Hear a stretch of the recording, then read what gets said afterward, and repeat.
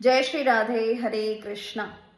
घास खाए गैया, दूध पिए ग्वार, माखन खाए मेरो मदन गोपाल।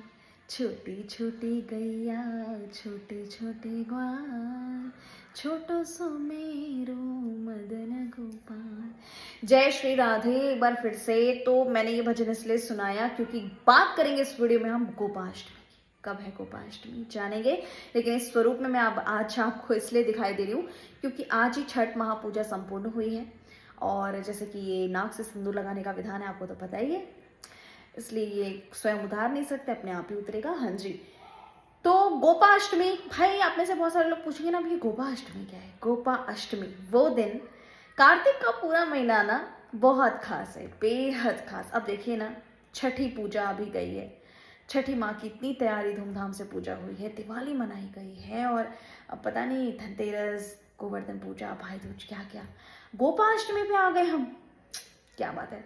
गोपाष्टमी जिस दिन हमारे श्याम सुंदर ने गौ चारण आरंभ करी थी, जी हाँ, गौ चराना शुरू किया था हमारे श्याम सुंदर ने, और उनको ग्वारिया कहा गया। गो पालन, गो सेवा करते थे, इसलिए गोपाल नाम पड़ा हमारे लालजू का। वैसे तो आज भी श्रीधाम वृंदावन में दोपहर के समय जब पट बंद होते हैं श्री बांके बिहारी लाल जी के, राधा रमन लाल जी के या अन्य ठाकुरों के, तो भाव यही होता है कि आप ठाकुर गैया चराने जाएगो, है ना। तो गाय चराने हमारे श्याम सुंदर जाते हैं आज भी। और गाय, तो गाय के बारे में हम जितना बोले गौ माता के बारे में उतना कम है। ये इतना कष्ट सहती है, ये पृथ्वी इतना कष्ट देती है, गाय को पृथ्वी के समान माना गया है। अब आप सोचिए इस धरती पे कितने पुण्य और पाप हैं जो धरती माँ सह रही है, गाय भी कुछ कम नहीं है। जी हाँ, मैं अगर एक्सप्लेनेशन देने पे आ गई ना तो ये वीडियो बहुत लंबी हो जाएगी। चलिए गोपाष्टमी पे नजर डालते हैं। गोपाष्टमी क्या है? गोपाष्टमी 9 नवंबर दिन शनिवार की है, कल है। जी हाँ, गोपा अष्टमी पर गाय की सेवा। गाय के गौशाले में जाकर सबसे पहले तो आपको गाय को अच्छे से सजाना चाहिए, गाय का श्रृंगार करना चाहिए, फूल माला पहनाना चाहिए, तिलक करना चाहिए, सिंदूर लगाना चाहिए, और गाय को हरे चारे आप अपने वजन के बराबर अगर आप खिलाएं तो आपका बुध ग्रह बहुत अच्छा हो जाएगा। ये सब तो चलिए ग्रहों की बातें हैं आपके घर में, लेकिन श्याम सुंदर कैसे रिझेंगे? श्याम सुंदर को रिझाने के लिए आपको वैसे तो हर रोज ये कार्य करना चाहिए। घर की पहली रोटी गाय की होती है, आप में से सभी को पता है। अगर आज भी बहुत सारे घरों में रोटी नहीं दी जाती तो फिर ये बहुत गलत होता है, आरंभ कर दीजिए, ठीक है। गाय के गौशाले में जब भी आप जाएं, कम से कम वहां पे 108, 51 या 21 जितनी भी आपकी श्रद्धा शक्ति है, दिए जरूर जलाएं। कुछ दिए वहां घी के जलाएं, अगर पूरा ही घी का जला दे तो वाह क्या बात है जी। घी के जलाएं, क्योंकि गाय का घी हो तो फिर बहुत अच्छी बात है, बात और भी खास होगी। गाय का घी, गाय की सेवा, और गौशाले को रोशन करके आइए, दीप दान करके आइए गौशाले में। मैं भी करूंगी आप सभी के साथ दीपदान और शेयर भी करूंगी, जी हाँ। तो गाय को अच्छे से श्रृंगार कीजिए। अब छोटी सी प्यारी सी गाय, मिट्टी की गाय तो हमारे श्याम सुंदर के पास विराजती रहती है, प्रेम बिहारी लाल जी के पास, आपने दर्शन भी किए होंगे। छोटी सी है, बड़ी प्यारी सी है, उसकी भी पूजा कीजिए। छोटी सी कामधेनु है, अच्छे से पूजा कीजिए। एक चांदी की भी कामधेनु छोटी सी है, उसकी भी पूजा अपन करेंगे। लेकिन आप भी पूजा, आप चांदी की, मिट्टी की, डजेंट मैटर, कैसी भी गाय हो, मिट्टी की ही ले आइए, लेकिन पूजा कीजिए। और अपने काम, घर में आज से कामधेनु जरूर रखिए। जिन्हें संतान नहीं हो रहा ना, कामधेनु अवश्य रखिए, जी हाँ। इससे हमारे श्याम सुंदर तो रीझेंगे, साथ में बहुत बहुत बहुत कृपा होगी आप पे। तो गौशाले में दिया जलाएंगे, और गाय के कुछ खास उपायों पे बात करते हैं। आपको याद है मैंने आपको एक गाय का उपाय बताया था जिसमें आपको आलू बॉईल करके, आलू को छोटे छोटे टुकड़ों में काट के, भोजपत्र पे अपनी विशेष लिखकर आपने गाय को आलू के साथ खिलानी है। ये उपाय मैंने पहले भी बताया है, आज भी बोल रही हूँ, ये उपाय कर लीजिएगा, जैसे हो सके वैसे कीजिएगा, लेकिन प्लीज ये उपाय अवश्य और अवश्य कर लीजिएगा। तो गोपाष्टमी इतनी खास है, इतनी खास है कि मैं आपसे शब्दों में क्या ही बयां करूं। ये वो दिन है जब गोवर्धन पूजा से लेकर के गोपाष्टमी तक, अगले 7 दिनों तक ये जो पूजा चलती है, ये जो गिरिराज जी उठाया था वो अगले 7 दिन तक उठाया था, और इंद्र देव का गुस्सा इसी दिन शांत हुआ था। गौचारण आरंभ किया था हमारे श्याम सुंदर ने, इसलिए ये गोपाष्टमी के रूप में मनाया जाता है।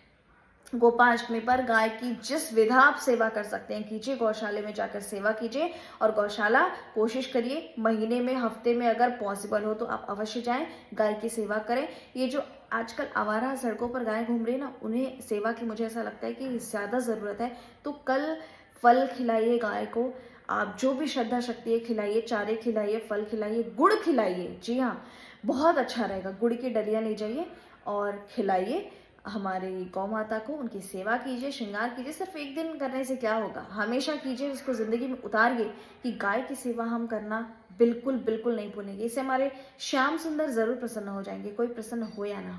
जी हाँ, क्योंकि ग्वारिया कहा जाता है। और कल भगवान श्री कृष्ण की पूजा खासकर गाय के साथ की जाती है, उन्हें ग्वाला बनाया जाता है भाई, पग लगाकर, और ग्वाले के स्वरूप में उनका श्रृंगार किया जाता है ना, ग्वारिया बनाकर। तो कल आपने गोपाष्टमी इस तरह से, कुछ ज़्यादा नहीं बताया है, दीप जलाने के लिए बोला है। अगर आपको गाय कहीं घर के सामने मुख्य द्वार पे अगर आई और मिल गई तो उसकी पूजा कीजिए।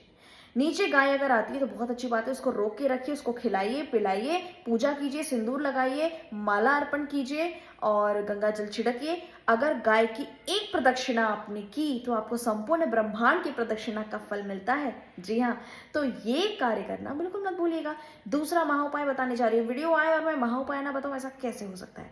छोटी छोटी बातें तो बता दी, लेकिन सोच एक उपाय बता दो, है ना। गाय के पैरों के नीचे की मिट्टी लानी है कल आपको।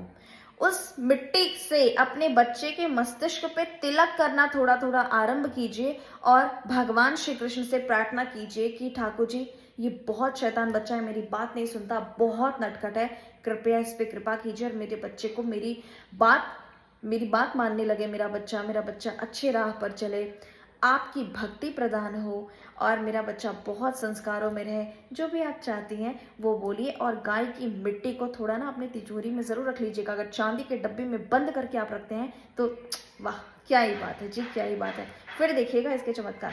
और अगर गाय रोज नहीं आती है और आप पूरे साल के 365 दिन इस गाय की मिट्टी के सामने, जी हाँ, इस गाय की मिट्टी के सामने, चांदी के डब्बे में रखी हुई मिट्टी, गाय के पैरों के नीचे की मिट्टी के सामने अगर आप 365 दिन दीपक जलाते हैं, वो घी का हो या तेल का हो, वो आपके ऊपर है, आप जैसे श्रद्धा शक्ति हो जलाते हैं, तो इससे सभी देवी देवता प्रसन्न होते हैं, आपके पितृ प्रसन्न होते हैं, आपके कुल देवता प्रसन्न होते हैं। और ये प्रसन्न हो गए तो भाई आपके इष्ट तो अपने आप ही प्रसन्न हो जाएंगे, है ना। तो ये छोटा सा महा उपाय जरूर करना है। कीजिए उपाय। गोपाष्टमी की ढेरों शुभकामनाएं। गोपाष्टमी के अगले दिन क्या है, आ रही है वीडियो, मिस मत कीजिएगा। आंवला नवमी, अक्षय नवमी। जी हाँ, बात करेंगे। फिर आएगा 11 नवंबर। 11 नवंबर भाई, 11वां महीना, 11 तारीख, 11:11। कुछ खास है ना? कुछ नहीं, बहुत खास है। 11 is the master angel number. ये 3 नवंबर होगा जो मेरी जिंदगी में आया और मेरी जिंदगी बदल गई। और 11 नवंबर का ही वो दिन था। 11, आपको पता है ना 11 से मेरा कितना गहरा संबंध है।